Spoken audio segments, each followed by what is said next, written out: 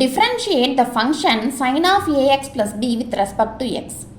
Sin of ax plus b அப்படின்னு சொல்லிட்டு ஒரு ஃபங்க்ஷன் கொடுத்துட்டாங்க with respect to x நம்மளை டிஃப்ரென்ஷியேட் பண்ண சொல்கிறாங்க. சரியா?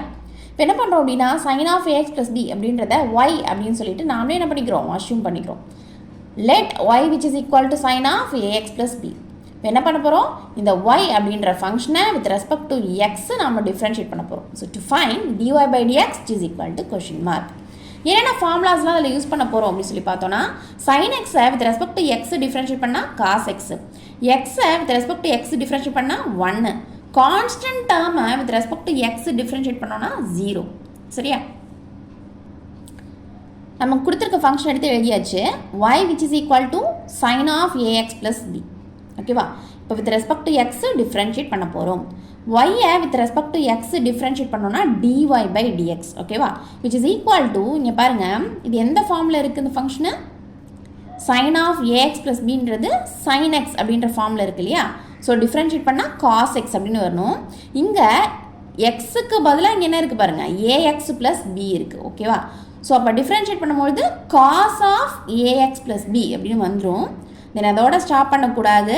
தென் ax plus bயை நம்ம என்ன பண்ணணும், டிஃப்ரென்ஷியேட் பண்ணணும். ஸோ இங்கே ax plus bயை டிஃப்ரென்ஷியேட் பண்ண போகிறோம். டிஃப்ரென்ஷியேட் பண்ணி இன்டூவில் எழுதணும். சரியா? ஸோ இன்டூ ப்ராக்கெட் ஓப்பன் பண்ணிக்கிறோம். இதனால் இங்கே 2 டேர்ம்ஸ் இருக்குது. ax அப்படின்றது ஒரு டேர்ம், bன்றது ஒரு டேர்ம். அதனால் என்ன பண்ணிக்கிறோம், ப்ராக்கெட் ஓப்பன் பண்ணிக்கிறோம். இப்போ ax-ஐ டிஃப்ரென்ஷியேட் பண்ண போகிறோம். ஸோ ax இங்கே பாருங்கள், இதில் ஏன்றது கான்ஸ்டன்ட்டு. அந்த ஏ வந்து எக்ஸோட எப்படி இருக்குது, மல்டிப்ளிகேஷனில் இருக்குது. எக்ஸோட கோஷன் தான் ஏ. ஸோ என்ன பண்ணோன்னா ஏவை டிஸ்டர்ப் பண்ணாமல் அப்படியே எழுதியாச்சு. ஓகேவா? தென் இப்போ எக்ஸை டிஃப்ரென்ஷியேட் பண்ண என்னது 1. ஸோ அதை என்ன பண்ணிக்கிறோம், இன்ட்டு 1 அப்படின்னு எழுதிக்கிறோம். சரியா? இந்த ப்ளஸ்ஸை அப்படியே எழுதிக்கிறோம்.